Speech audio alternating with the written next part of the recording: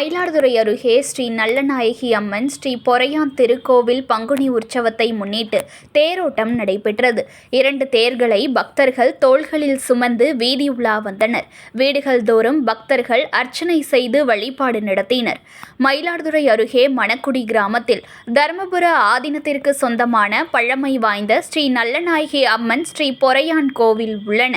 இந்த திருக்கோவிலில் பங்குனி உற்சவம் கடந்த மாதம் 15ஆம் தேதி விக்னேஸ்வர பூஜை, கணபதி ஹோமம், நவகிரக ஹோமத்துடன் தொடங்கியது.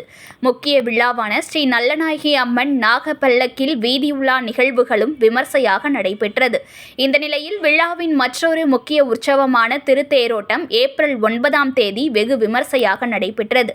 இதையொட்டி ஸ்ரீ நல்லநாயகி அம்மன் மற்றும் ஸ்ரீ பொறையான் சிறப்பு அலங்காரத்தில் 2 தேர்களில் எழுந்தருளச் செய்யப்பட்டனர். தொடர்ந்து மகா தீபாராதனை நடைபெற்றது. கிராம மக்கள் தேர்களை தோள்களில் தூக்கிக் கொண்டு மணக்குடி மற்றும் அதனை சுற்றியுள்ள கிராமங்களுக்கு வான வேடிக்கை முழங்க வீதி உலாவாக சென்று மீண்டும் கோவிலை வந்தடைந்தனர். வீடுகள் தோறும் பொதுமக்கள் ஆரத்தி எடுத்து வழிபாடு நடத்தினர். பெண்கள் கோவிலில் மாவிளக்கு தீபமிட்டும் வேண்டுதலை நிறைவேற்றி வழிபாடு செய்தனர். இதில் ஆயிரக்கணக்கான பக்தர்கள் கலந்து கொண்டு வழிபாடு மேற்கொண்டனர்.